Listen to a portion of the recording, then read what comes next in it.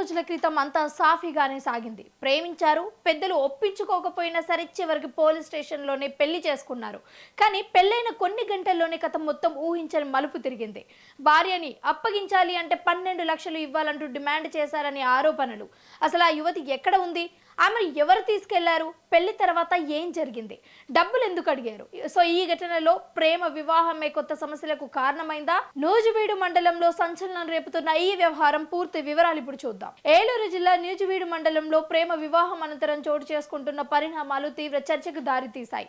గొల్లపల్లికి చెందిన యువతి రాజేశ్వరి, కృష్ణా జిల్లా బోపలపాడు మండలం మల్లపల్లి గ్రామానికి చెందిన మధు కొంతకాలంగా ప్రేమించుకున్నట్లుగా కుటుంబ సభ్యులు తెలిపారు. ఇక ఇద్దరు మేజర్లే కావడంతో ఈ క్రమంలోనే 4 రోజుల క్రితమే రాజేశ్వరి ఏలూరులోని కాలేజీకి వెళ్లిన సమయంలో అయితే మధు స్నేహితులు నలుగురు వచ్చి ఆమెను తీసుకెళ్లినట్లుగా కుటుంబ సభ్యులు ఆరోపిస్తున్నారు.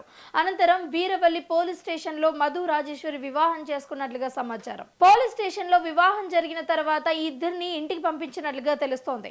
అయితే పెళ్లి జరిగినప్పటి నుంచి తమ కుమార్తె ఎక్కడ ఉంది, ఎలా ఉంది అనే విషయం తమకు స్పష్టంగా తెలియకపోవడంతో రాజేశ్వరి తల్లిదండ్రులు ఆందోళనకు గురయ్యారు. ఇక కుమార్తెతో మాట్లాడేందుకు ప్రయత్నించినప్పటికీ కూడా పరిస్థితిపై పూర్తి సమాచారం లేకపోవడంతో కుటుంబ సభ్యులలో హై టెన్షన్ నెలకొంది.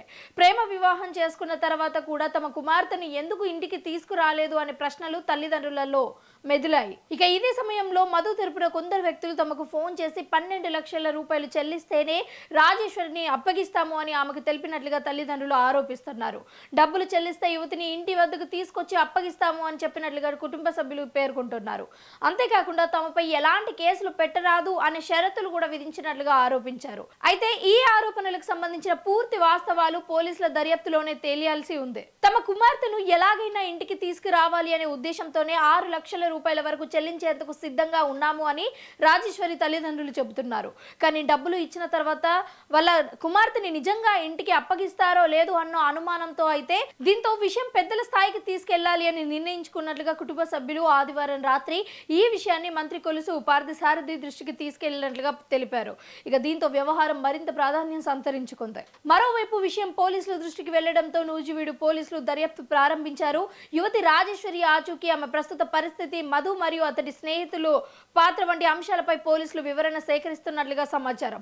ముఖ్యంగా ప్రేమ వివాహం తర్వాత ఆ యువతి ఎక్కడ ఉంది, ఆమెను ఎవరు తీసుకెళ్లారు, 12 లక్షల రూపాయలు నిజంగానే డిమాండ్ జరిగిందా, జరిగితే దాని వెనుక ఉన్నదెవరు, ఈ కోణంలో అయితే పోలీసులు దర్యాప్తు చేపడుతున్నారు.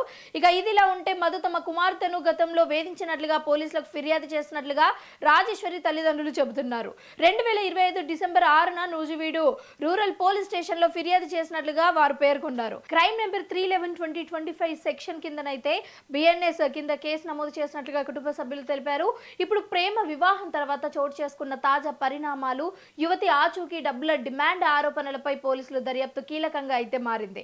అసలు 12 లక్షల రూపాయలు ఎవరు అడిగారు, యువతి ఎక్కడ ఉంది, ఈ వ్యవహారం వెనుక అసలు కథ ఏంటి అన్నది పోలీసుల విచారణ పూర్తయ్యే వరకు వేచి చూడాల్సిందే. ప్రేమించి పెళ్లి చేసుకున్న కొత్త జంట చివరికి 12 లక్షల డిమాండ్ ఆరోపణలతో మరో మలుపు తిరిగింది. అయితే ఈ ఆరోపణలలో నిజాలు ఏంటి, యువతి సురక్షితంగా ఉందా, డబ్బులు ఎవరు డిమాండ్ చేశారు అనే ఈ ప్రశ్నలకు పోలీసుల దర్యాప్తులోనే స్పష్టత రానుంది. ప్రస్తుతం రాజేశ్వరి ఆచూకీ ఘటనకు సంబంధించిన పూర్తి వివరాలపై పోలీసులు దృష్టి సారించారు. ప్రేమ వివాహం తర్వాత మొదలైన ఈ ట్విస్ట్ చివరికి ఇలాంటి పరిణామాలకు దారితీస్తుందో చూడాలి.